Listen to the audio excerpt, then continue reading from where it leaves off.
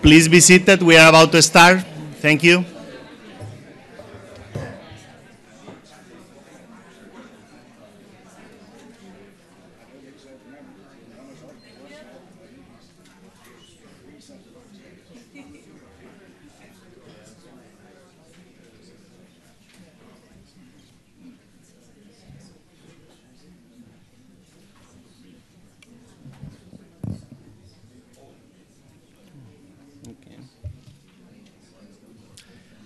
Welcome to the second plenary, Education to Leave No One Behind, zeroing in on the challenge.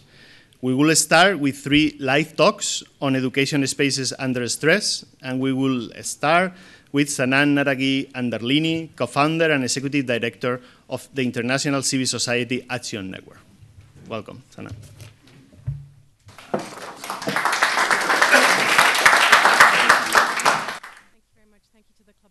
For inviting me. As I was listening to the conversation earlier, I just wanted to share with you a couple of things. At the age of 11, the Iranian Revolution swept into our lives in Iran, and we were kind of picked up with this tidal wave and scattered all around the world. I have a large family, and we're literally in pretty much every continent now. And as I was listening to the conversation, that it realized, for me, it was personal because we became refugees. And we were lucky because at the time, the United Kingdom didn't require visas for us as Iranians to enter. So we were able to go to the United Kingdom. I spoke English because I'd been to an international school, so I was able to go to school in England pretty much straight away. And I had family to look after me because my parents couldn't actually leave Iran until months later. So these 3 things helped me and my sister from at the age of 11. I was 11, she was 15. She ended up getting a PhD in electronics from Oxford. I went to Cambridge to get my master's. So I'm a product of the kind of conversations that you are all having. And I wanted to share with you what I think are some of the practical solutions of getting us from where we are to where we need to be, based on a personal experience, but also 20 years of working on conflict issues.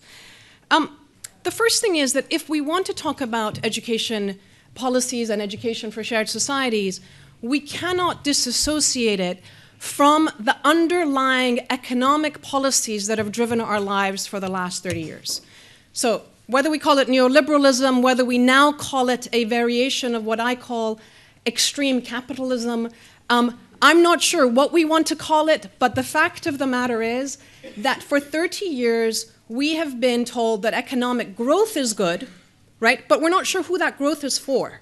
We now know that it's for that 1% or that 0.1%, but it has shriveled up funding for education and for health and for social welfare. So if we're serious about funding for education, we need to revisit those economic policies, and I'd be happy to share with you more around what work is being done on that. But there's some extremely interesting work being done on how we link economic policies and fiscal policies to our socio-economic rights.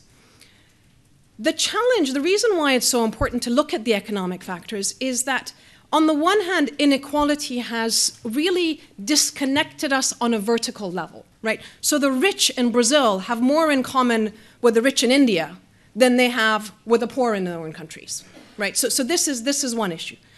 The second thing is that it has now fragmented us horizontally. Most of our societies are actually quite mixed. If you look at Pakistan or Iran or any part of the world, we've had fairly mixed sort of sect, tribal, religious, etc. mixtures.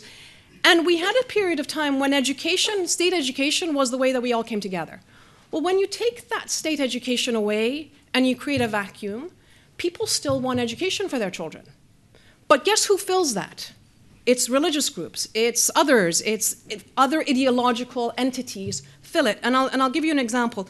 In Pakistan, there are lots and lots of, in fact, over the last 17 years, there's actually been an increase in religious madrasas, right? They also educate girls. We talk about girls' education. Well, they educate girls. But what are they educating them on? What are the values that are actually being espoused, right? They educate girls, and then they can go and open their own madrasas. So there's also economic empowerment for women, but again, what are they actually disseminating into their societies? And I'll contrast that by saying that just last week, a report came out that 375 dead babies were found in Karachi alone, just dumped bodies of babies. 99% of them were girls, right? So we have to think about what the values are and how that affects people's lives. Because imagine if in the last 17 years or 20 years or 30 years, we had put money into education, which was about inclusion, which was about equality and so forth, and valuing every human life. There are different things that are going on. So we have to be careful about how this fraying is happening, and this is going on in many parts of the world. The second factor that we have to take into consideration is that wars and violence and conflict are not God-made natural disasters, right? We worry about our refugee populations, but actually of all of the big challenges that we face in the world today, the ones that are totally in our control are wars. That's, nobody else, it's not a tsunami that we can't control. It is entirely decisions that our leaders are making around the world. And unless we stop and stem the flow of violence and conflict and militarization and weaponry, we will not stem the flow of refugees and migrants. It's these two go hand in hand, and we're band-aiding, we're not actually dealing with the core of the problem. So as a community, we need to tackle this big elephant in the room and address it because of these other factors. Now, what are the solutions? I want to present to you two sort of ideas. One is more conceptual, the other one is actually very practical.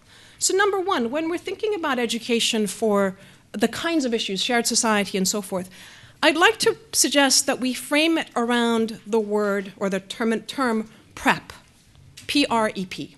Okay, so the first P is for peace and nonviolence. We have to teach our children, whether they're in preschool, high school, or university, the concepts and the practice of nonviolent dispute resolution. It's not hard to do. It really isn't. I have twins, and from the age of 0, I have been instigating this in them. And they were 7 years old. I said, we're going to a museum to see the Afghan treasures. They brought the treasures from the Kabul Museum to Washington. And I said, there's been 30 years of war. They brought these treasures. And my kids at their school at the time had a process where if they had a fight, they would go into the cool down corner and then the talk it out corner. So first they had to cool down and then they had to talk it out. And as I told them about the Afghan treasures and 30 years of war, one of them, age 7, said to me, well, why did they have 30 years of war? Why didn't they go to the cool down corner and talk it out? Right? It's children tell us a lot of things, right? So we can teach nonviolence, and it should be integrated into the skills systems of our schools. The second issue is around resilience. One of the things we know for sure is that we have absolutely no idea of what the next 20 to 30 years of our children's lives are going to be, right? We don't know. When I was growing up in England, my parents' generation were basically telling us to be engineers and doctors and dentists and so forth, and I was the radical who went and did social anthropology, and they kind of let me do whatever I wanted. But these are the professions. Well, what we know now is that no profession is safe. Right? There's going to be automation, there's going to be, we send jobs abroad and so forth. But if we think about it in terms of having our children be multi-skilled, maybe they're brilliant as engineers, but also maybe they like gardening. Maybe they're good cooks. So the ability to be able to use the skills and talents to actually generate a living and have a fulfilled life, I think, is something that we have to integrate into our education systems. Related to that is language. Just in this room today, we've had Portuguese and English and probably French and Spanish and so forth. We take it for granted. But actually, if you think about it, if you don't have the language skills, How do you go into the universities that we talk about? So that issue of teaching languages and doing it well has to be integrated into our education system. And then related to this, all of it is mental health, right? The ability to teach people how to cope with trauma and stress and anxiety. There are some very simple steps that the mental health community has, but if we can bring that into our education systems, it will actually help our kids and our young people because they need to be able to cope with stress. Stress is going to be a reality of our lives regardless. So how do we address that? So there's the resilience question. So that's the R for the PrEP. The E is for equality. This is really important. My organization spearheads a network of women-led organizations in 35 countries, all of them working on peace and security and equality issues, and including on extremism. And women are really at the forefront of a lot of this work around peacemaking, around mediation, around dealing with radicals and de-radicalizing young men from militant groups. And yet, the depictions of women in or girls in our curricula, in our school books, in the history, they're absent in our history books, right? We all know who Alfred Nobel was, but how many of us actually know who Bertha von Suttner was? Bertha von Suttner was a pacifist who inspired Alfred Nobel to act, and he created the Nobel Peace Prize in her honor. She's nowhere in our history books, right? So we have to bring back and give these role models and rethink about how we teach not just gender equality, but the representation of Kurdish minorities in Turkish textbooks, right? All of these different ways in terms of recognizing that we are all equal, disability issues, and so forth. And then finally, the last P is for pluralism or inclusivity or whatever it is that this word that we want to use. I call it pluralism for the simple reason that I'm not sure how to describe myself or my children. My children were born in England, their father is Italian, I'm British Iranian, now they live in America. We speak 3 languages at home, and their cousins are literally speaking French and Spanish and so forth because our families married and multiplied outwards into the world. What are we? We are a pluralistic family. And when we get together, we have some cores, but essentially my children and the generation of children that we see growing up, so many of them have those multiple identities that was brought up before. We're not just one thing. Besides the fact that in our societies, we're now being told, oh, you're not just a woman, you're middle-aged, and you're this, and you're, you know. So every day we're waking up with this multiplicity of identities. And unless in our educational curricula we can reflect this back to our children, we will create marginalization and unbelonging. There is a sense of unbelonging that can be created. So how do we do that? How do we show the pluralism? To me, it's simple. When I was at school in Iran, age 6, it was an international school, we were singing Waltzing Matilda, which is an Australian song. We were dancing the Mexican hat dance on our international day. We were making Chinese lanterns for Chinese New Year. We were learning that every culture has various elements. There are songs, there's music, there's art. There is multiplicity of how we think about history. We don't need to learn history just through wars. Why can't we learn history through the history of how chocolate went from South America to Europe, right? It's actually very interesting if you think about how we should be how we can teach history so that every part of us in the classroom, the kids are part of that. And I get it. It raises uncomfortable truths because we're talking about former colonial powers sometimes teaching their own, some of the negative stuff that they did in the past, right? But as a multicultural person, to me, what I see is that all of our cultures have good and they have bad. And the issue is to have the space for us to be able to talk about it and to bring it out and engage so that people actually see themselves reflected in their classrooms and in their schools. And the final thought is, I think it's time for us to start national social services so that we are getting our boys and our girls, different economic backgrounds, different regions, et cetera, together actually working on environmental or health or educational programs together in their own countries. And this will deal with the political problem because when you know someone from a different region or from a different ethnicity, from a poorer community, et cetera, when the politicians come to tell you those people are bad, you have a friend there. And you will challenge that perception. So I think it's time for us to move into thinking national social services as a way of processing and forming social cohesion within our countries. Thank you.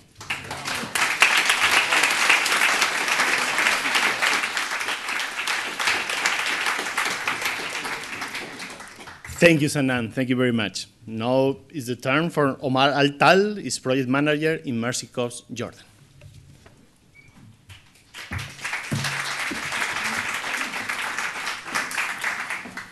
Excellencies, ladies and gentlemen. 2 months ago, in the refugee camps, 1,000 Syrian assistant teachers was fired from schools because there was no more fund to cover their incentives.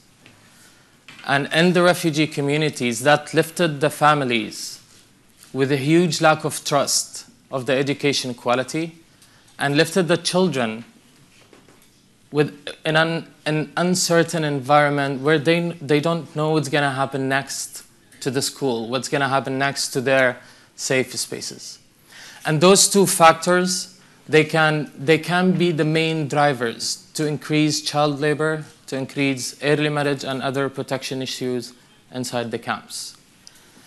2 days after that decision have been made, I went to the camp and I entered the center, and a volunteer that works with us came to me, and she told me that yesterday, she told me, Omar, yesterday I was at the playground and I saw 5 children depressed and sad, and they were talking about their beloved teachers who left the school and they will never see him again at the school.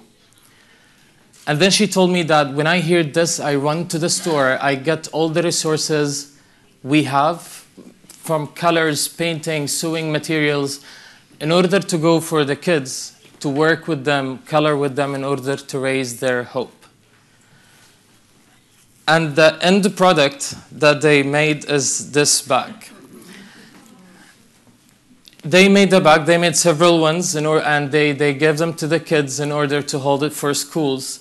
And then she told me, Omar, I want to give you this, we decided to give you this bag as a gift. And she told me that she has a message to give me. And the message was, she told me that with all the resources I have, I was able to make this bag for the kids in the school. And I do believe that you can do more with the resources that you have. So I'll get back to this bag later. But I also want to talk more about that volunteer, the woman. Her name is Ali. 3 years ago, I was sitting at my desk in the camp and working, and she was working as a cleaner in our center. So she came to take the trash bin from the desk, and suddenly she hugged my leg, she kissed it, and she started crying like a children. And I was like, it was a weird situation, and I looked at her. Her face was red, and her body was shaking. And then I pushed the chair, I went down, and then I looked at her. I told her, what's going on? How can I help? And then she told me that I look like her son, and the one that she misses a lot. He was not educated.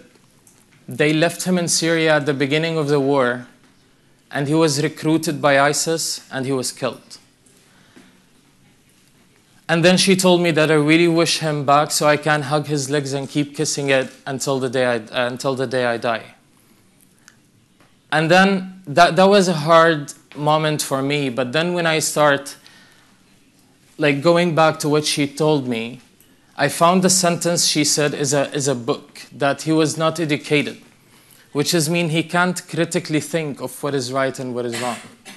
And they left him in Syria at the beginning of the war, which means that he lost the sense of belonging. He lost the people that he loves. And that's why he was an easy target for ISIS to recruit, and then he got killed. So beside the stories, also there's a lot of success stories that happens in the camp, and it starts with education. Seven years ago, I was translating between a Spanish journalist and a young girl, 10 years old, who was an education activist. And the first question we asked the girl is, why do you love education? And that 10 years old girl, she answers that if they are sending us back to Syria tomorrow, I have to study hard tonight because I'm going back to build a country. And Muzun nowadays, after 7 years, she started her bachelor degree in UK, and she is UNICEF Goodwill Ambassador for girls' education. So those two examples left me with the feeling that the refugee youth are in a crossroad. And we all here in the room are catalysts in their life.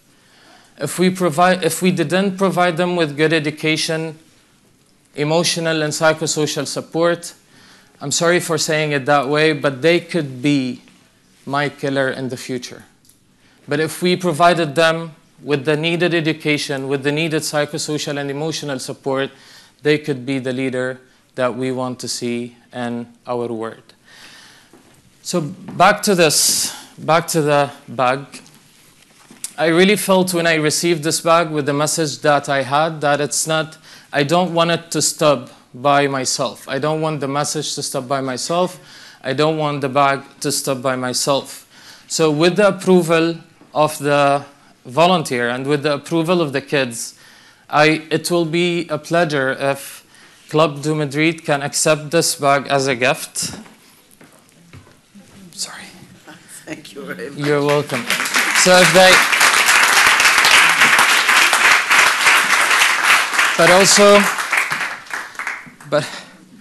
but also beside that, I am obligated to share the same message that I received, which is you can do more with all the resources that you have. Thank you so much.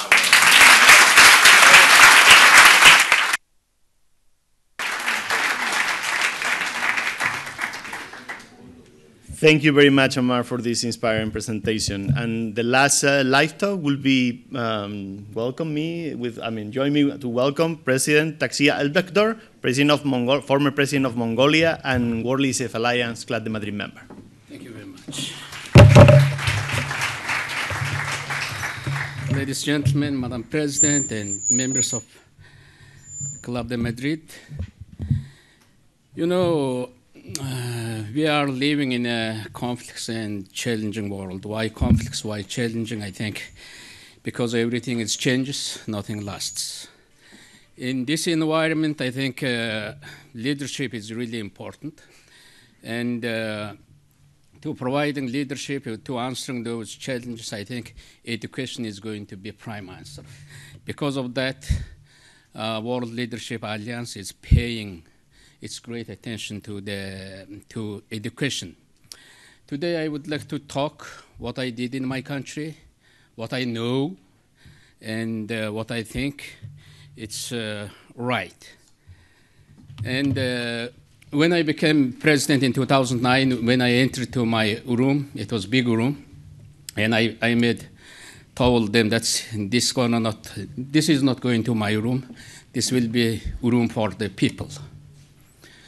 And it means that this is in our state palace, in a government house, and people should come to this room, and people should share their ideas, and we should introduce our decisions to the people, and people should say, and if we have a shared society, means shared decision making.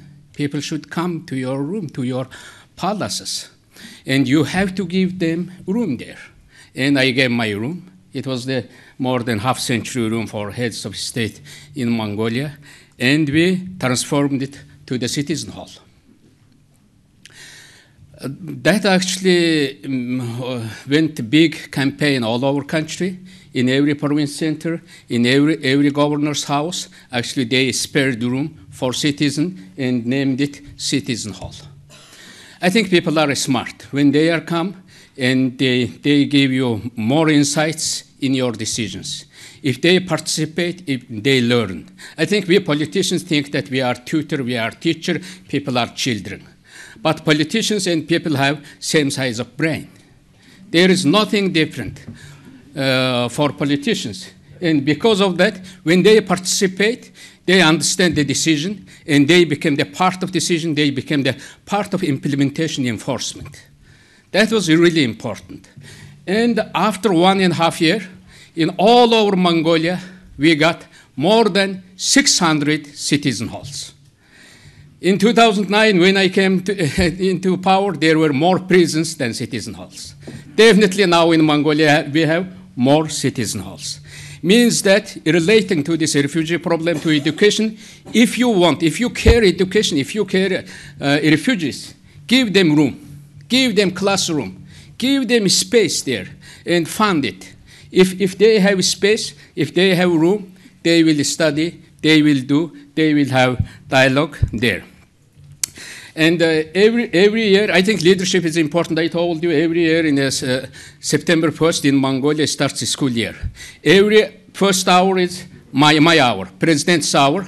I teach all over country through the TV and with the important topics.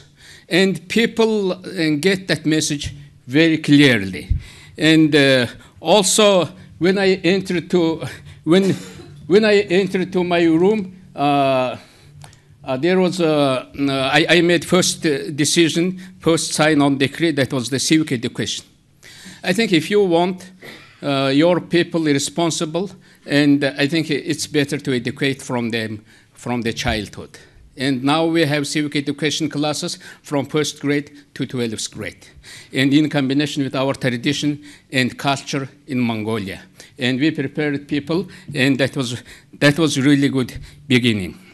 I think children learn better than us, and we all know that. Third issue, if you would like to do something, I think transparency is very important. In every country, it's the same. People don't like our talks, politicians' talks. Politicians' talk is very boring. But people really interested in one thing, how we are spending their tax money, how we are spending their money. Because of that, I introduced glass account law. If you make any decision related with budget, it should be updated on website within 72 hours. If there is no website, it should be on paper. And after that, actually, we gave to the people, I initiated one initiative, Local Development Fund. If you care about, you have to give money. That's the ultimate solution, ultimate decision. If you care, you do, like President Samporo is doing. And we gave them, and there is a certain formula. How big population, number of population, how distant, displaced from the capital city, how they are developing their project. When they have money, they usually take care of their communities. They take care of their garbages. They take care of their lights. They take care of their streets. If you got good communities, all over Mongolia gonna be like face changing. And we gave that incentive. If you care, those refugees' children, you give. You give money. Just people ask that. And they usually make difference. If there is money, people come there and discuss issues, and they find solutions. This is ordinary rooms in our governor house in the capital city. But we initiated one reform. If there is, hey guys, people should not come to you. You should go to the people. And we actually pushed them to go to the people, and we put their office inside of the shopping center. They rented a space in a shopping center, in the marketplaces, and they offered their government services. Now, more than 80% of Mongolian government services in shopping center. And there is no bureaucracy. There is very simple. And I think one challenge there is remaining. If 80% in shopping center, I think that bureaucracy, that government should decrease to 80%. But we didn't do that. But I hope our next generation will do that. Other thing, I usually say that, refugees. Refugees' final destination is life. Their final destination is not death. I think right to life is the mother of all right, because Mongolia abolished death sentence. And when you see this picture, this is a horrific picture. This boy, this image, made us as a one human family, as a caring one human family. This actually raised our awareness. And we felt we lost one of our child. Now I come to the IT technology, and they asked me to talk a little bit IT technology. In Mongolia, what kind of challenges we have. Actually, Mongolians built the biggest mailing network in the world 800 years ago. And if you see, this guy is holding this guy is holding something in his hand, but he's not holding a smartphone, but he's holding his passport. During that time, that passport was wooden and gold and silver passport, and all over Mongolian kingdom, that mailing system was established. If you hold today, this is the more powerful than in 1969 for the moon mission command center. We have that power. Literally, we have that power in our hands. Means that we can change a lot of things. Why I am talking about these things? If you care, you do. And because of that, I really believe that if you go to the refugee centers, I think next leaders of our community, our world will emerge from refugee centers, not from the comfort houses. I think they will emerge from refugee centers. I was born in a herdsman family. I raised in a herdsman family. I know hardships of life. And these refugee children, they know better than anyone hardships their life, and they know the solution which we are talking about today. And because of that, I think higher educational institutions should give more incentives to the refugee children. If Harvard announced every year extra slots, Harvard University gonna offer extra 5 slots for the refugee children. If they meet the requirement, we will accept a refugee student from the refugee campus. If Oxford announced that, if other universities announce that, that will make big difference. I think it can be one of our initiative, one of our club initiative. We have to push those higher learning institutions to offer more incentives for the refugee students. Why I am showing that? I think because this planet is challenging, but this planet is full of surprises, full of good news. When I heard in my room, when there was in 2010, those 33 Chilean miners from the 69 days kept in the underground, 700 meters below, when they rescued, I thought this is one of my brother, one of my family members rescued. My family had tears in our eyes. When there was Clary rescue in Thailand, you also remember after 18 years, that's the rescued. That was wow moment for us. I think IT technology offers, there are some negative things, and we have to take care about that, but it offers a lot of things. Also, there is one good news. In the near future, the world is going to be free of polio. That's great. When people work together, when they donate together, when they commit together, we eliminate even that long-lasting disease in the world.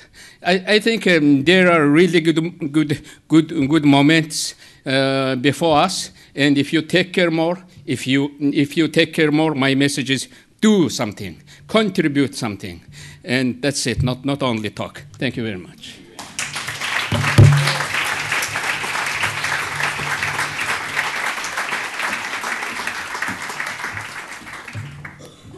Thank you very much, President. And we are going to move to the plenary session now, and the panel. And I would like to introduce Sean Clary to be the facilitator, chairman of Strategic Concepts, a very good friend of the WLA-Club de Madrid. Please, Sean. Thanks very much.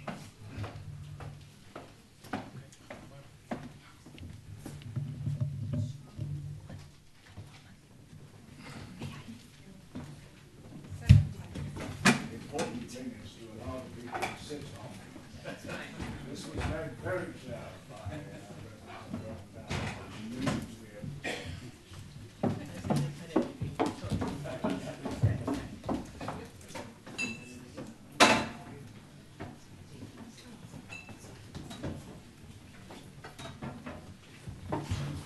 Let me, while this is happening, just throw out a few thoughts, if I may, just so that we use the time well.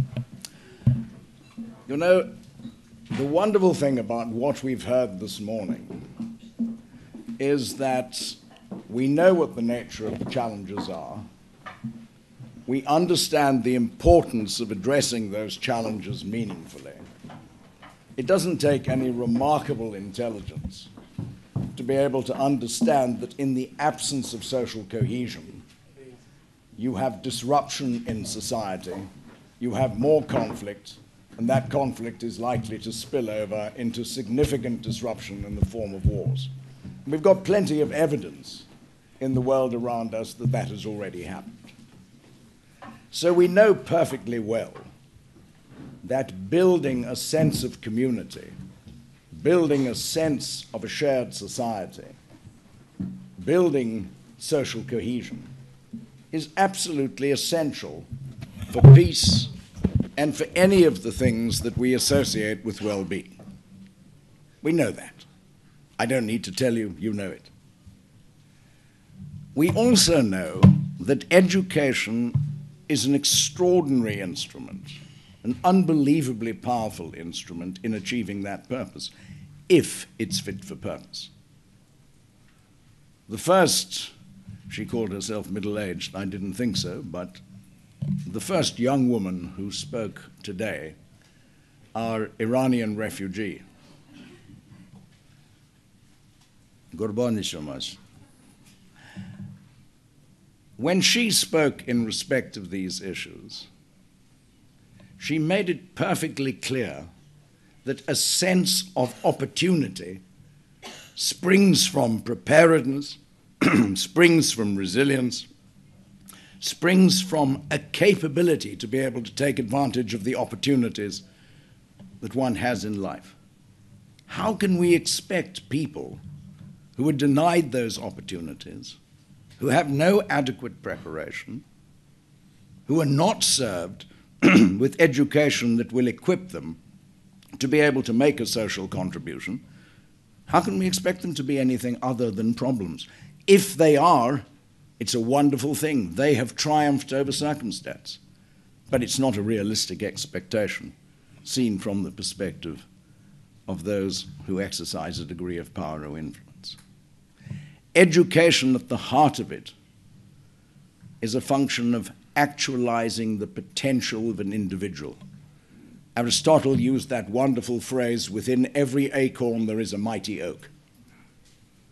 Educo, to lead out, to enable, to create opportunity. But it has to have three key elements. It has to convey knowledge, or provide the opportunities for the acquisition of knowledge. It has to teach skills, and those skills have to be relevant in the economic circumstances of the day. And it has to inculcate values and attitudes which are appropriate for the creation of shared societies. Now, the terrible thing is we know this, don't we?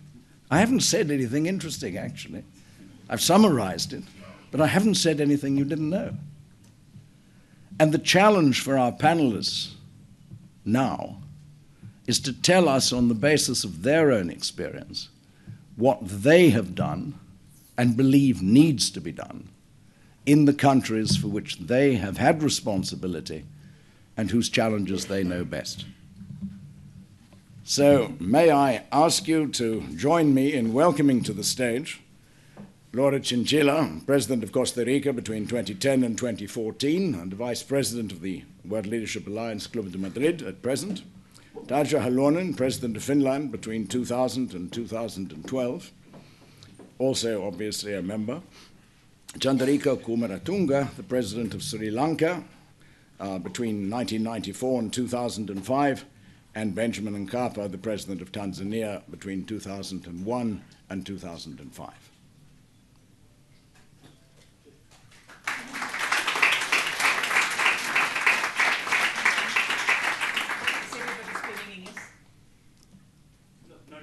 And Joao, if I may, I just want to know, do you intend, on the basis of what I've just been asked, do you intend speaking in English or in Portuguese? In English. Super. Well then, Joao, will you join us as well?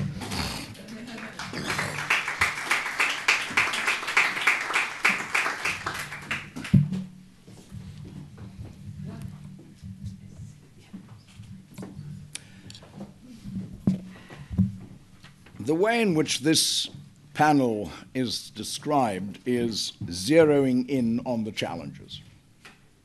Right. The first panel was about defining the challenges. And after important insights into both reasons for optimism and reasons for concern, we then had a realistic appreciation, I think, of the nature of those challenges themselves.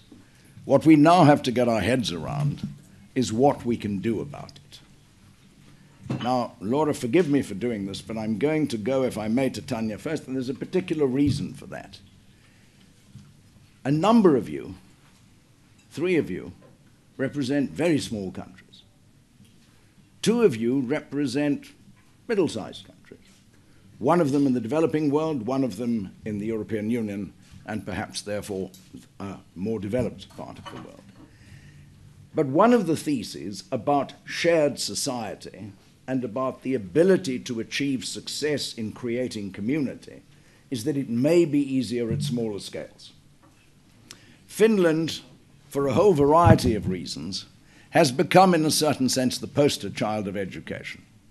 It has become represented in many parts of the world as a schooling system that runs all the way through lifelong learning that is highly effective in respect of meeting the needs of the Finnish population.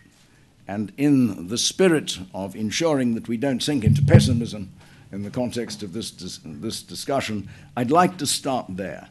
Tell us what Finland does right. Tell us what it currently hasn't got right, and what it's going to do to close that gap as well. And everything in 3 minutes, so... Yeah, 3 minutes okay. if you can. Okay, fine. So, yeah, the first thing first, I will give a pre-warning. All the Finns, we are very self-critical. Whatever you say that it's fine, we say yes, but. That can be also the response why we are still developing the whole system, because we are in very reasonable way happy, satisfied what we have done. But one thing what we have succeeded is to keep people on board.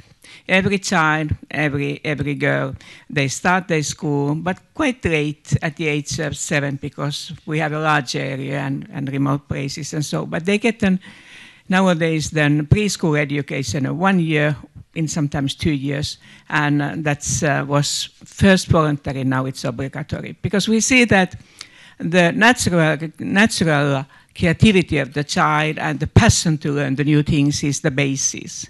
But somehow they lose it during the years, perhaps because of the parents, grandparents, perhaps because of the school system, perhaps the environments where they are living.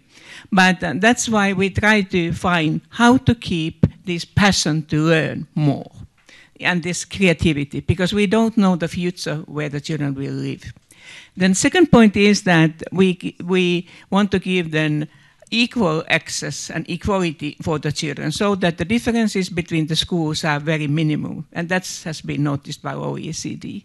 So we try to invest in the schools where we think that the children might need more support and help than those who have better circumstances. So the thinking and learning to read is then the next step, so that they know how to do it. And now we are speaking very, very much the digital presence and so how to do. It's let's not make it more mystific. It's like a long time ago we learned to print the printed books, and we noticed that to learn to read and write is very important. It is the same. We need now the digital literacy, so that people learn to know that how it's a difference in speed, how it can give much more possibilities for the pictures and so. But like it's in printed literature, it's also by the digital world that we are not the only ones who know this. We are not the parents and the school, but we have to remember that the surrounding world is also using exactly the same methods. And that's why it's very, very important that the children will learn very early also to read and write this digital world. And so the key is exactly the same what earlier, how the children feel that their parents feel themselves, how, as we say, The first time when the baby sees the face of the mother or the father, that's an important, whether he or she is welcomed and in which way they encourage. It's very difficult to change these attitudes later on. Not impossible, but we should remember that as fathers and mothers and grandmothers, grandfathers and so on, and sisters and brothers. The next point is, of course, that when you have an opportunity to go to school, it has to be, as I said, equal in such a way that it's not what's your background, how much you have money, and in which way. And then next key is, of course, the teachers. And the teachers' education, we have invested a lot, and I think that the moderator knows that. So that all teachers in our schools, they have the master degree at the universal level, but now it's the same with the preschool teachers. Because we think that it's very important that they can help also the parents to behave in correct way, but they cannot compensate the parents. Then the next point, what Jorge Sampaio already spoke here, and is, of course, that how to continue. The good start is important, but then to go further, you need a secondary school, you need a university, you need a lifelong learning. If we live longer, as we hope in all societies, and what we have done quite much already here, so we have to remember that to you, I can say that the day when you will lose your secretary, you will be in problem. And even you think that you know the ICT, you don't know it if you are not all the time following it. And we cannot accept a society where one-fifth or one-third of the society is lagging all the time behind and have all these contacts to the next generations, to their children and grandchildren. So I mean that it's really very, very crucial that the whole society tries to keep on board concerning the digital world. Thank you. Thank you very much, Nigel.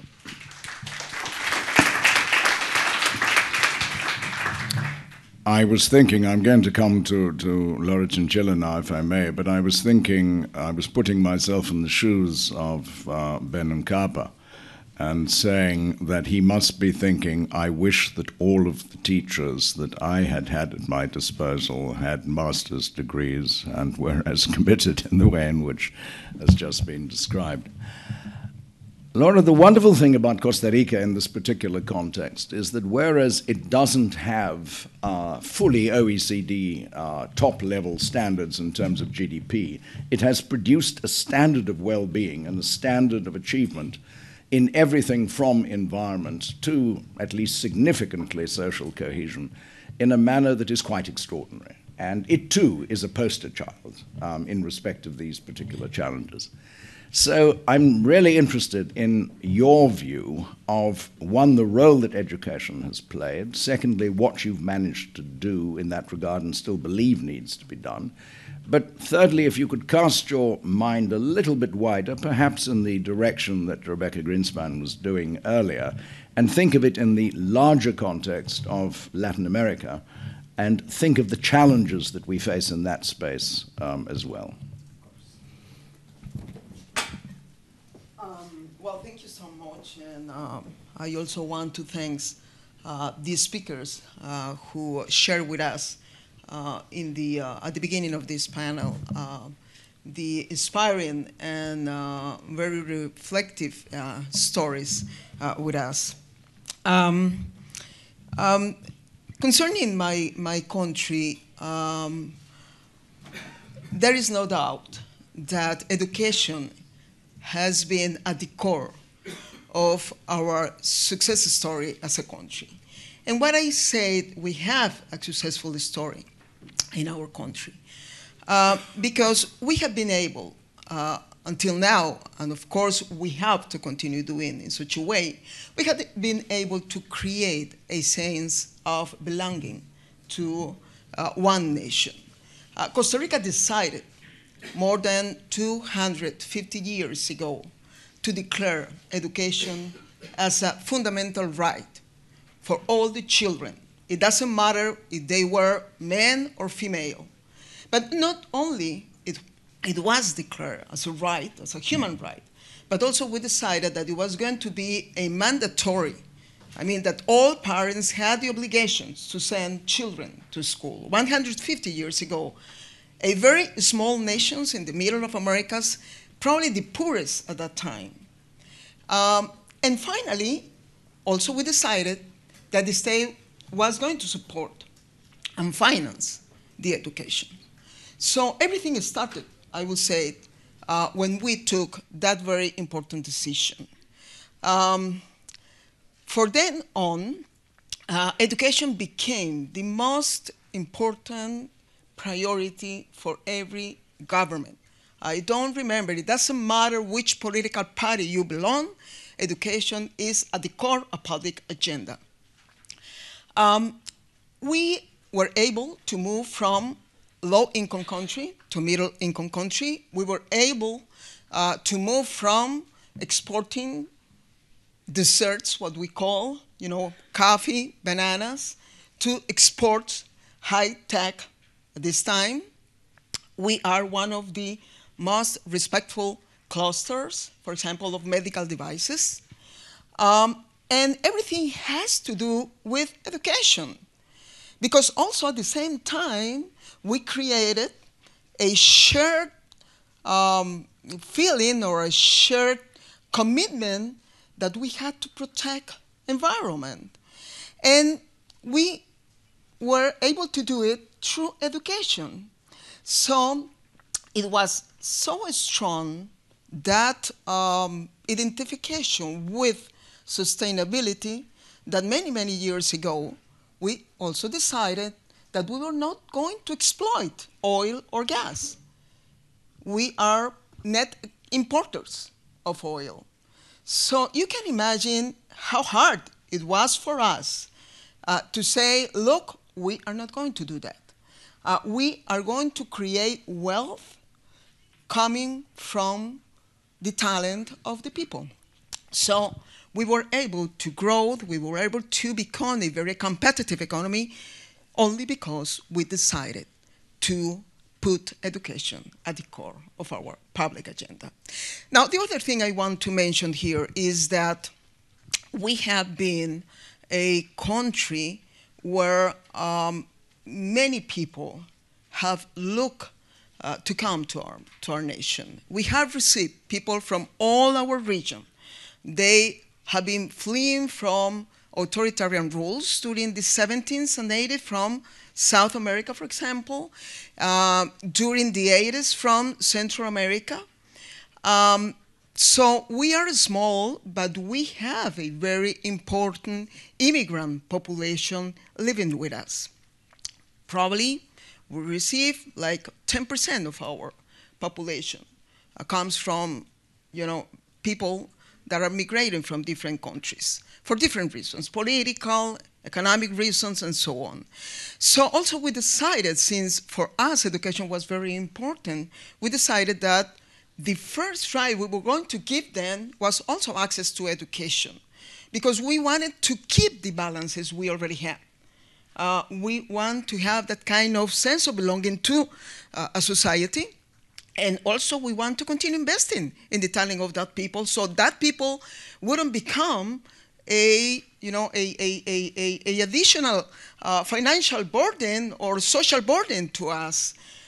When you invest in them, they are going to provide also something to the society that open the doors to them. So according to our constitutional mandate, every child that arrives to our country has access to education. It doesn't matter the immigration status. Now, to finish, and probably I can speak a little bit more about this second part of your question, has to do with the region, with Latin America. Rebecca Grismas already explain our main challenges in terms of education and also the progress we have made in the region. But right now we have, I will say, two hot spots in terms of migration flows. One has to do with Northern Central America. The other has to do with Venezuela. And I would like, if I have the opportunity, to dedicate some reflections to those challenges we have in the region. Thank you. Thanks very much indeed. I think that's very important.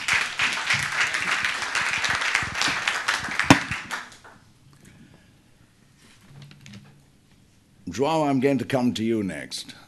We've heard a great deal over the last 2 days, and those of us who know Portugal and Lisbon to some degree know that everything that has been said over the last 2 days is correct, that Portugal is essentially a small country on the sea that has engaged over a period of over 5 centuries in exploration and engagement with others, and has, as a consequence, always had to be and has become exceedingly welcoming of others. It's a remarkable challenge in a certain sense, and it's a profoundly different circumstance to that of many others. Many of us were surprised and hugely impressed when the Portuguese government, when another Mediterranean government recently found it difficult to accept refugees across the ocean, indicated that they could come here. And I think that epitomizes that sense of welcoming. The transformation of the society, and particularly that in higher education, was, I think, very well set out by José Manuel Durão Barroso earlier, when he said that when he was a student at university, there was essentially nothing but Portuguese professors and very few non-Portuguese native speakers in respective classes, and today the world has changed profoundly. So all of this has been transformative. What have you done? What have Portuguese governments done to make that successful? What are the challenges still awaiting, and where does it go from here? Thank you, and thank you. Okay. Thank you also to the Club of Madrid for inviting me to be part of this panel. The simple answer to your question is this is work in progress. What I mean is we started in '74 with the democratic schooling, School for All, and we had several governments that were not afraid of inducing change in the education system. And we always try to find this right balance between a stability that everyone asks for education and the needed changes to engage more and more students in effective learning.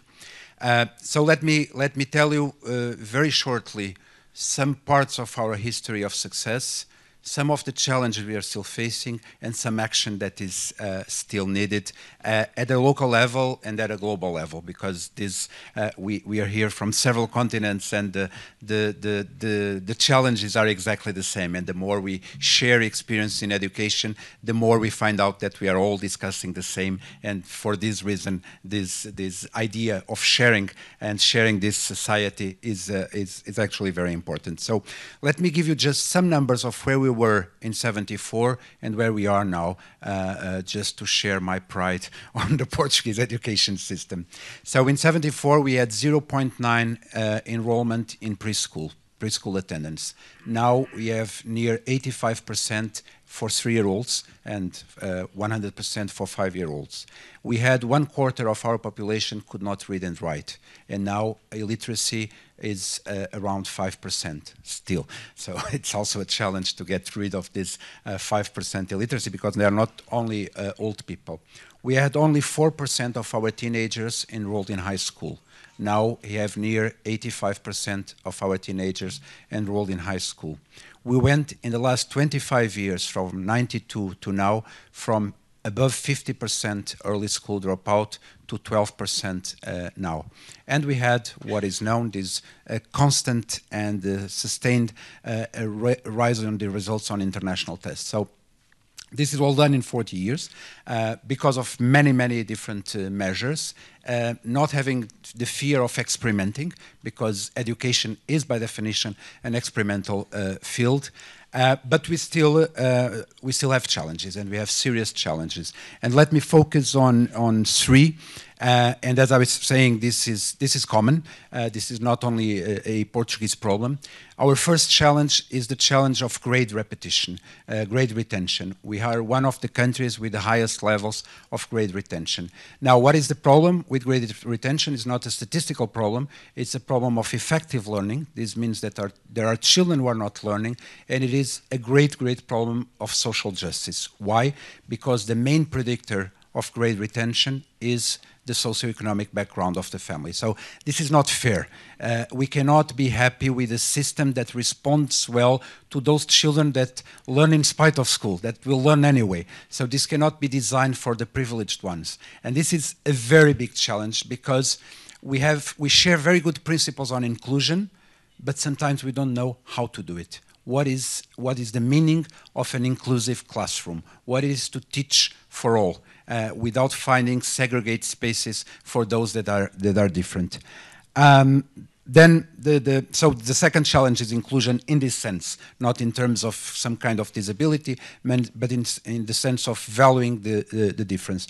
The third challenge is the purpose. What is education for? And you mentioned in your introduction and in some of the talks, I think I will quote Sanam for the rest of my life for her amazing talk. But sometimes we forget to ask, what is a successful student? Here we launched with Professor Guilherme Oliveira Martins a national debate on a student profile, on the identification of a student profile, identifying areas of competence, attitudes, values, knowledge that is critical. But this is also difficult. And then I move on to the action. What do we need? What do we need to face these challenges? And I think, and sometimes we forget to think of the importance of before getting to school and after getting out of school. The president this morning mentioned this. We need to value very much the role of infancy and preschool. This does not start at the age of 6, it starts at the age of 0. And sometimes we underestimate the value of lifelong learning. We have better parents, more equipped to follow up their students if we invest on their education throughout life. The second action is to think very clearly about pedagogical innovation. Sometimes we disguise pedagogical innovation by putting some machines in the classroom. And the best machines in the world will not replace a good relationship, a good teacher, a good connection between teachers and students. So, and this is something we are doing here, is to introduce flexibility in the development of the curriculum as a tool for inclusion, not as a goal by itself. And this has to be shown, this has to be mentioned so that people actually know how to do it. Third challenge I'd like to mention is the need to be ready to focus on what matters. We've heard a lot, and I will not go through it again, but nowadays we need students to be equipped with general competence, problem solving, collaborative action, awareness of the sustainability challenges, creativity, cooperation. But this requires a pedagogical intention. What is to teach creativity? What is to teach problem solving? And this is related to a serious problem that is being discussed all around the world of curriculum overweight. So all of a sudden, we have to teach so many facts that we don't have the time to teach attitudes, values, and this transferable competence. So this implies a orientation of education in which, as was said by President Barroso, the arts take a major role because they allow us to be creative, they allow us to see beyond what is obvious. The humanities play a critical role because all the science and technology of the world can be misused as it is in situations of war and conflict, but we have to learn from history what to do with science and technology. And then my final point is we need to move from theory to action. We need to move from principles to practices in effective teaching.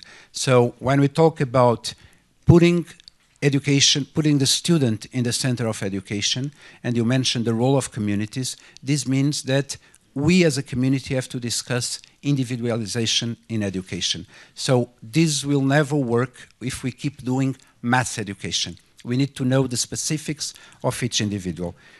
Final points, we need good stories. We need good narratives. We need to show that there are teachers around the world who manage to do this. This is not a dream. This is already reality in many contexts. The second final point is the concept of quality. We need to agree on what is quality education. And quality education is not about schools for privileged children, for the elite, for the happy few. So when we discuss school rankings, for instance, we should have the ranking of social mobility and not the ranking of the 10% that achieve anyway. And finally, now really finally, the real purpose of education should be social mobility. Quality should be about social mobility, sustainable democracies, where diversity, and this is something I tell a lot here in our schools, when they tell me, oh, we have 30 languages being spoken in the school, this is a problem. They always say, no, this is an asset. You have a much richer school. So I hate the word tolerance, because I don't like this thing of you tolerate me.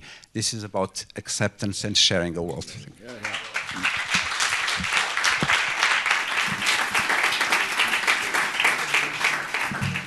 I'm going to make a joke at your expense, so please don't take it too seriously, but I think that your emphasis on the importance of arts may be that your arithmetic skills are lacking.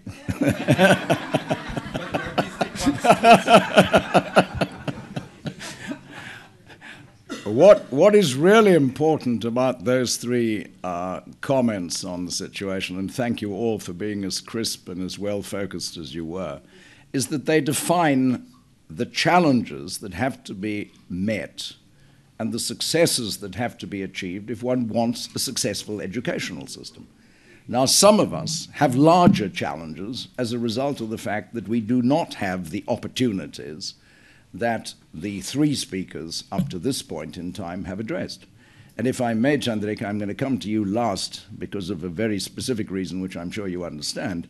So let me go to Ben and Kapa. Ben, I just want to say something I said over dinner last night, again publicly. All of you know it anyway. But President Nkapa can legitimately take credit for being the president who turned Tanzania around from a downward course to an upward course. And I'm asking the question that I'm asking, therefore, in the context of that. You face a set of challenges in enabling effective education for a shared society in Tanzania, which are of a different order of magnitude, perhaps, to the comments that have been delivered already. Much is common, but as a consequence of the history of colonialism and as a consequence of a number of other factors, the challenge of human capital necessarily is greater in those circumstances. How do you see that challenge in Tanzania today? What do you believe it has been possible to achieve? And how do you believe we solve for the other challenges that we haven't yet managed to overcome? That's a real mouthful.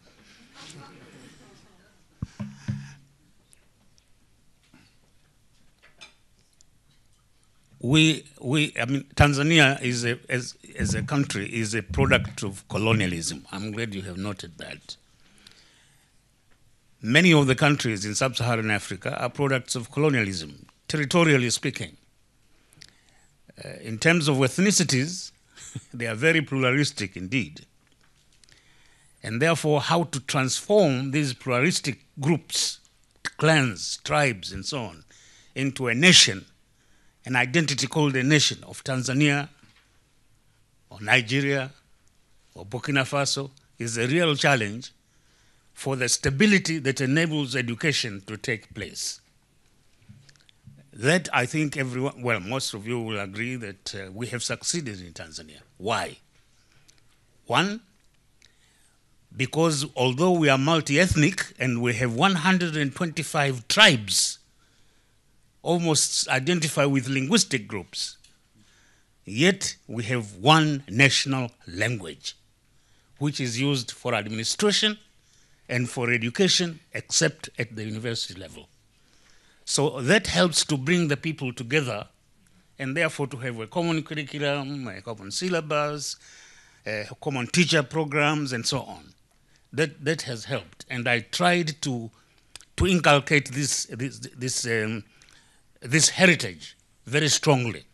As a result, you have a civil service that can serve anywhere in the country, let alone that they can also marry anywhere in the country, regardless of the ethnic groups. But they can teach anywhere, and students can go to school anywhere in the country, from primary up to secondary and up to university. Anywhere they can. So that really fosters the sense of national unity, and therefore encourages a stability and the formation of a school program that is truly national. Secondly, I inculcated a sense of ownership over and above the feeling of the sensitivity about being a nation, but also that education at the village level, for instance, particularly at the village level, is owned by the villagers, people's ownership of this challenge of education. The state can help to provide the means and the people and so on, but they must have a sense of ownership for it to be lively, productive, and really inducive to development. That one I insisted, very much so. In fact, when I first went to Parliament, one of my sponsors was very upset when at a mass rally I said, you'll have to not only build the school, but also find the desks for the students. So someone asked and said, why can't the district council provide the desk? I said, show me one of these children who are going to school here, whose parent is the district council. They started looking at each other. Of course, the parents were there themselves, and they had a responsibility to create an environment where the children can learn and learn effectively. So that is something I tried to do. But over and above that, I made quite sure that primary education in particular was universal primary education, including the structures that were needed, classrooms as well as teachers' houses, in order to make sure that there's retention. That we succeeded. By the time I left, we had universal primary education. I'm glad to say that now my successor, about 12 years later, has been able to make secondary education not only universal, but also free in the sense that it is paid for by the state. That ensures that there is total inclusion in the delivery of education to our people. That is the other factor. But the important thing for me now is how to sustain that sense of nationhood, even aspiring to be a good member of the international community and the African Union. There again, we come back to the classrooms. What kind of textbooks, in particularly of history and social or civic education, what kind of textbooks?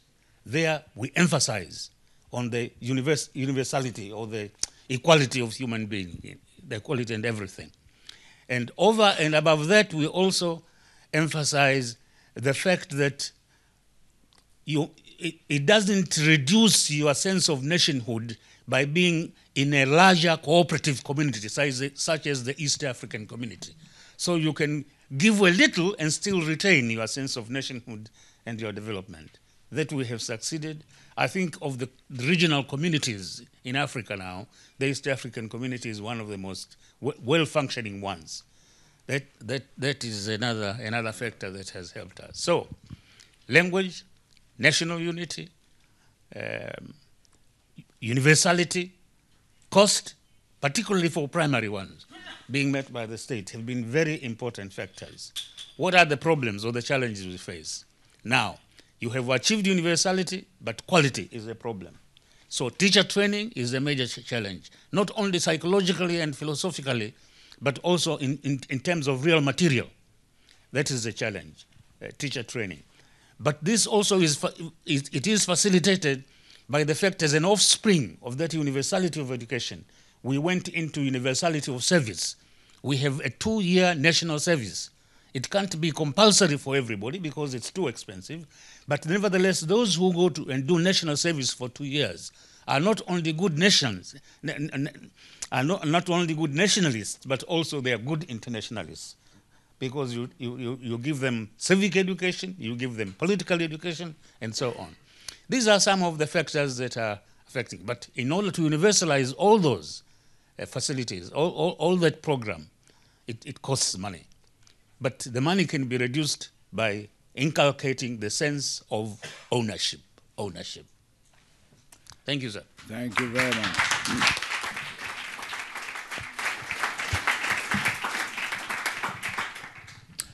And Chandrika, we come to you, not only because I started with a woman and wish to end with one, but because you, in the midst of all of the other challenges associated with creating a shared society, had to deal with ethnic dissent, which actually led for a significant period of time to an insurrection and a war which in reality was only ended in 2009.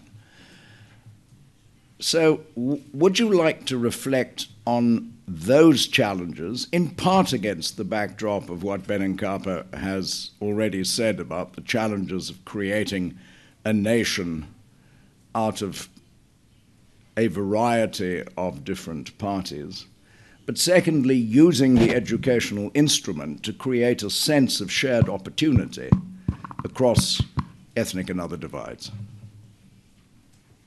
We hang on your words.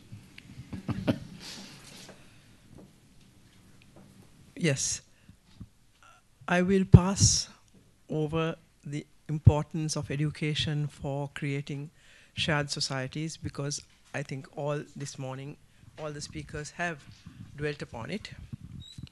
Going on the basis that education is the most essential factor to build unity and to build shared societies, especially in conflict-ridden countries. If I talk about the experience of Sri Lanka, since independence 70 years ago, we have had free education from nursery right up to the end of university. Therefore, we can boast of 93.5% alphabetization, literacy, almost equal rates for women and men. Even certain communities, religious communities, ensure that their women are educated, that their girls are educated, at least up to secondary school, to the end of secondary school. So we have a situation with a country that is relatively highly educated, but we also had a war, a terrible, ruthless ethnic conflict for 30 years, which killed tens of thousands of people. Now, here what is important is to look at what we taught our children. In the textbooks, especially in the history and social studies subjects, the discourse was divisive. We divided rather than brought communities together. Because after independence, the entire state structure was completely dominated by the majority community. The majority comprises 75% of the population. And we had horrible things in the history books, which told the children of the majority community that the minorities, we have two major minorities, the Tamil people and the Muslims, especially the Tamils, who went to war finally, were horrible people. Historical fact was twisted to prove this point. So we were learning these things at school, and this went on like that. Then somewhere down the line, we began to have schools which were entirely Sinhalese, entirely Tamil, or entirely Muslim. The state approved it, which was completely wrong. It wasn't the majority of the schools, but it was some of them. And most of these schools that became like that were schools that were started by British missionaries to give the Sinhalese Buddhists, the majority community, place in education, because the British gave going on the basis of their concept of divide and rule, gave better schools to the minorities and not so many to the majority. And it was the British missionaries, Christian missionaries who came, theosophists who appreciated Buddhism, who started these schools. And there were Sinhalese, Tamils, Muslims in the schools together, with a majority of the Sinhalese who didn't get a chance in the other schools. But now they have become exclusively Sinhalese. So I tried to change this when I was president, to have one Muslim child who had the right to ask. We have a system after the primary school, there is an exam, which is horrible. We did away with it. It has been brought back by my successor's government, where children who do the best can ask for any school they want. And this child from a faraway district had asked for this Colombo school, which is exclusively Sinhalese now, and he was refused. And the child came to me and told me, and I insisted that he be taken, and the principal of the school, who was also rather racist, got the parents and the old boys association, it was a boys' school, on the roads protesting against the president who wanted to change their school. And then I was told, just go slow, because we had a war on our hands and you can't have so many wars going at the same time. So we have some schools like that, which is also, though we boast that we have very good education successors, we have these problems. Now, I tried to change some of it. We changed it. We had a very extensive education reforms program. It was changed back again. And then the war victory in 2009, 9 years ago, was a victory of the majority over the minority. And it was celebrated like that. It was presented like that. Huge posters and cutouts, and the state publicity was presented like that. So there was a triumphalism which was prevailing amongst the majority community. The present government came in nearly 4 years ago, promising to change all this, and it has taken very important measures towards that. I am in charge of the Office for National Unity and Reconciliation, and we went straight for education, and we started 4 major programs, 3 for school and university students and 1 for adults in the field. I'll just give a very quick overview of 2 of those programs that we do with school children. We bring 200 school children from all over the country, Tamil, Muslim, Sinhalese, together. They live together for 5 days. It's called the Fraternity Schools program.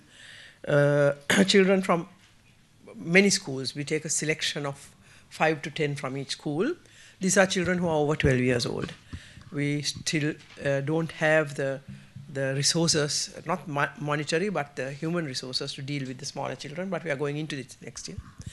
And they live together for 5 days, and they participate in interactive sessions led by teachers who have been trained previously by us on conflict, the dangers of conflict, the causes of conflict in situations like ours, how to transform conflict and conflictual situations in one's own life, in society and in the country.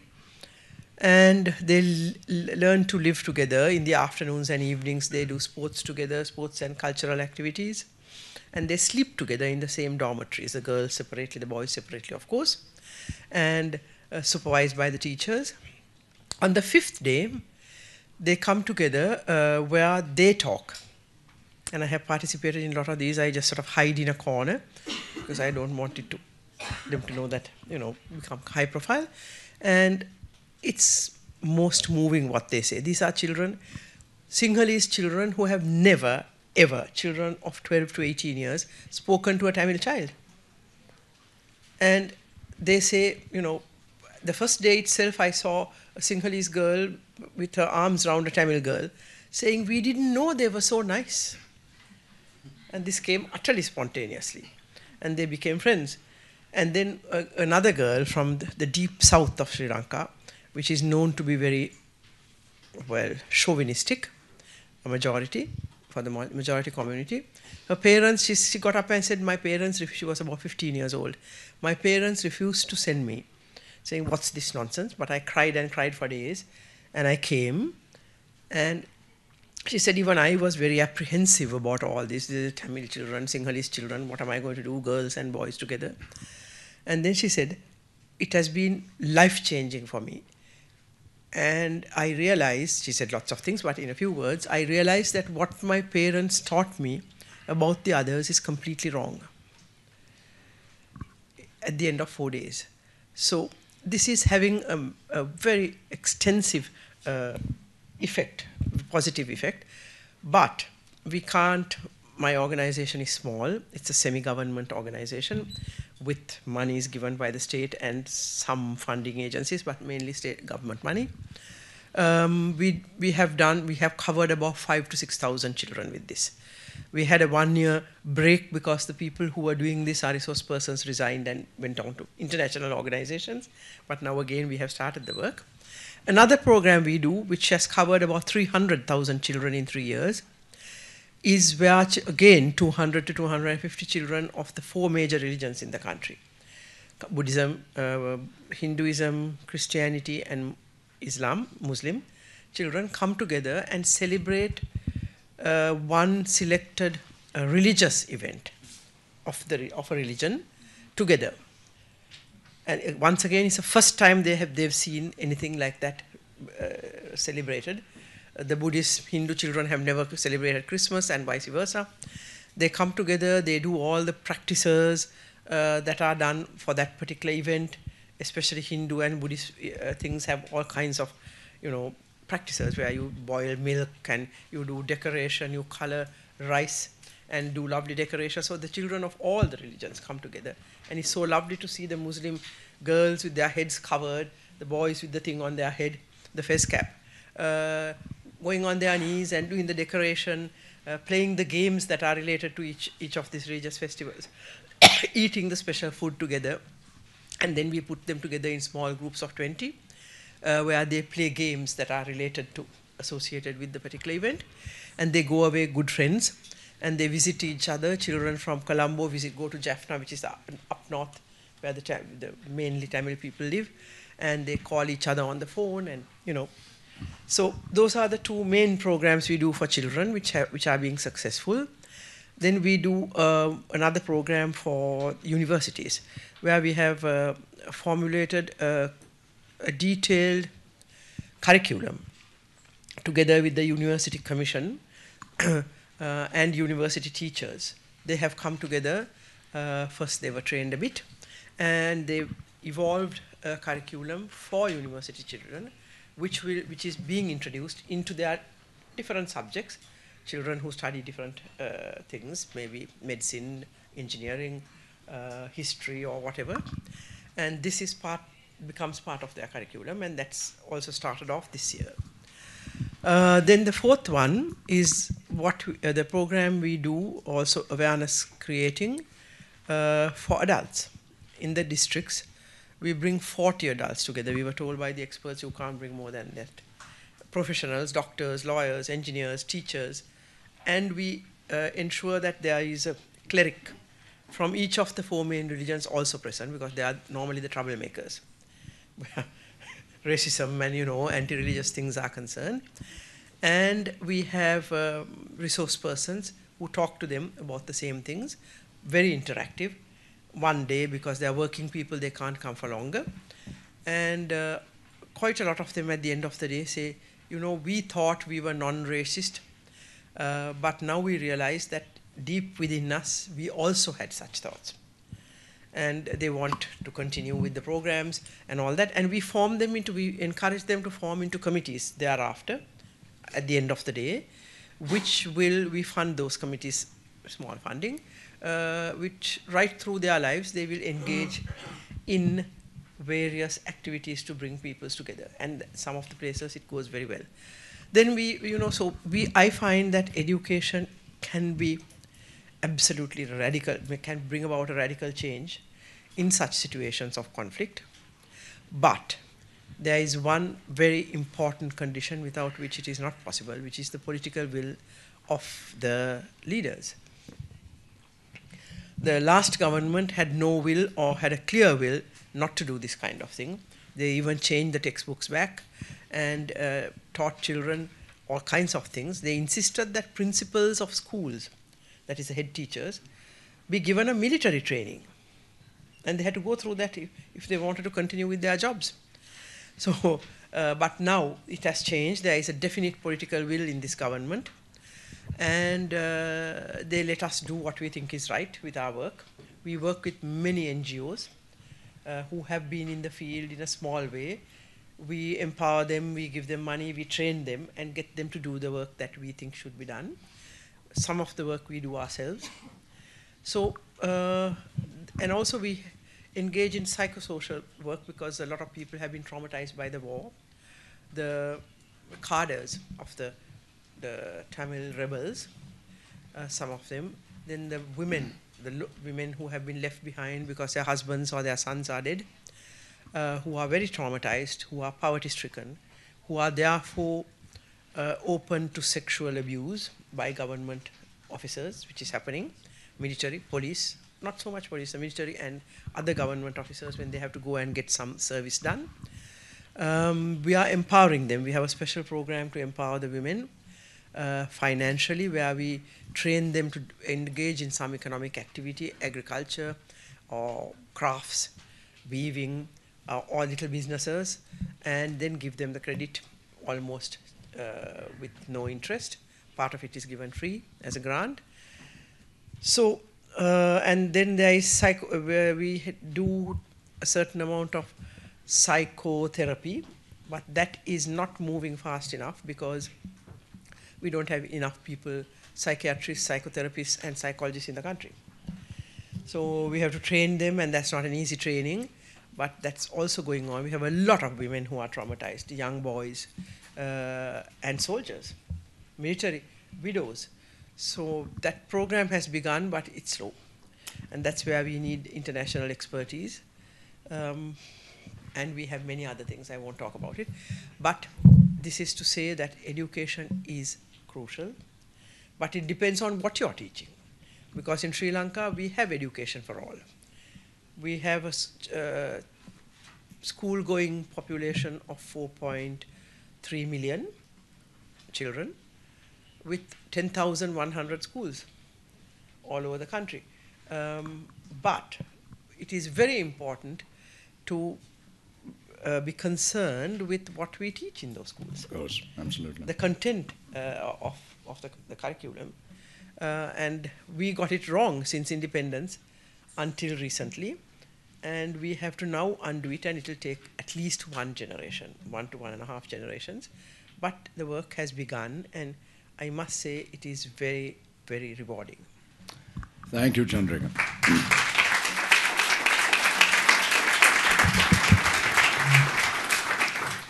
In the interests of not being that which stands between you and lunch, I'm going to have to draw this session to a close.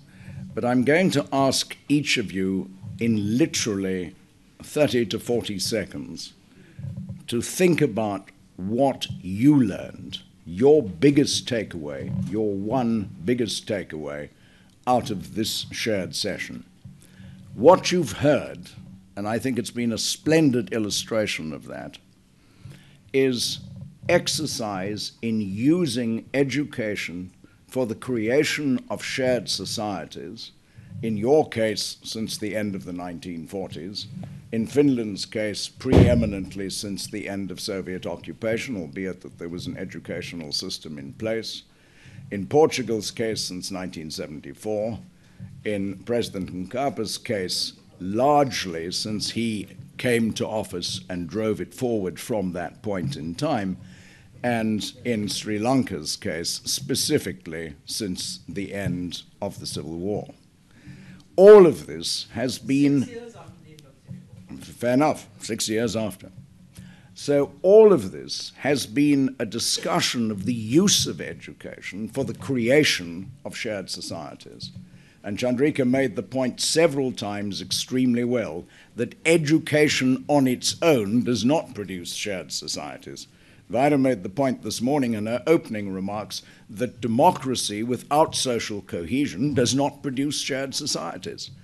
Empowering the people to exercise choice has to be done in a context which promotes a sense of communality, a sense of shared society, a sense of not only acceptance but celebration of diversity in societies that are diverse. for the purpose of creating something larger and better.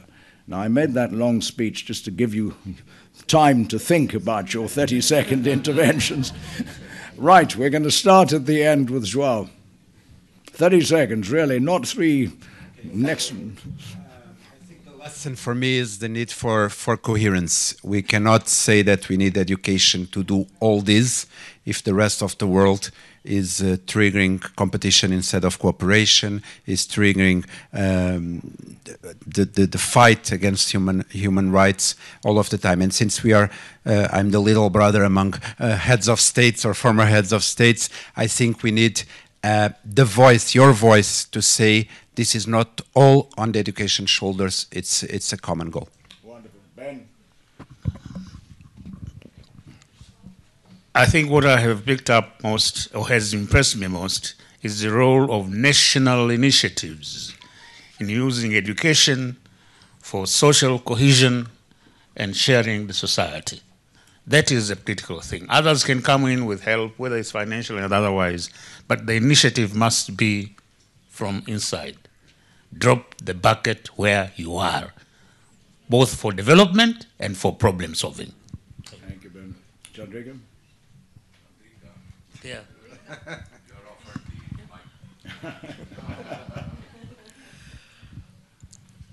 I think listening to all this, once again, at the risk of repeating myself,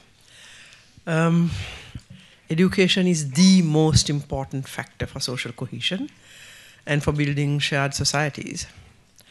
But in addition to access to education for all, what we teach is very important.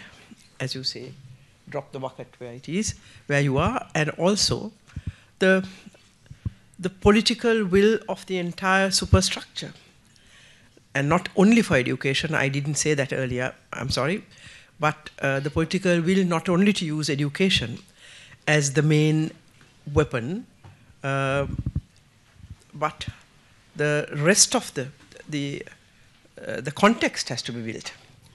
Equal rights, human rights, freedom of expression, equal opportunities to jobs for everyone. That is a major problem in some of our countries. The majority grabs it all. So that has to be created by the political authorities. And finally, education is the best tool by giving knowledge and enlightenment as against the bombs and guns of the extremists. I'm sure we all agree with that. Duncan?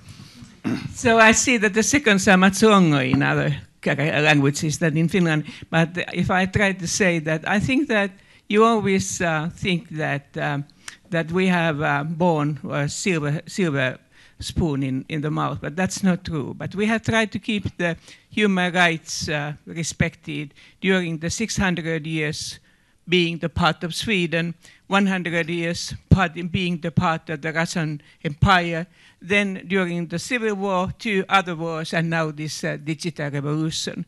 Because education, with all it means, whether it's a written form or whether it's a digital word, so we need to be based on human rights and to give the contents to that. And I think that one of the very big challenges is that we have more freedom for move to one country to another, sometimes we have more freedom for the expression, but sometimes we forget that we should also still respect human rights, the equality of the people. But I'm very impressed. I think we will do it. Well done. And Laura? Thank you. I will say that more than learning, what I have heard here today has reinforced my beliefs about the role of education. Because it doesn't matter which nation you belong to, in which region you are, in which state of development also your country is. Education is the key to overcome the most important problems and challenges of any society. In nowadays, when we are very much concerned about the future of democracy, there are analyses that remind us that the people with access to education the higher level of education they are able to access, the less temptation they have to call to follow the call of the populism, nationalisms, and radicalisms. So that is the key of the problems we have discussed. If I will need, again, to define my priorities as president, I will say that the 3 priorities will be education, education, and education. Thank you. Well done. I'm going to finish this in a very odd way by quoting an Italian Marxist who was imprisoned by Mussolini, Antonio Gramsci. And Gramsci, leaving aside his perhaps better known quote of "This is whence the demons arise," had in 1929 a startlingly important observation in his prison diaries. He said simply something that is, I think, applicable in this context: "I am a pessimist by dint of reason, but I am an optimist by force of will. Just do it."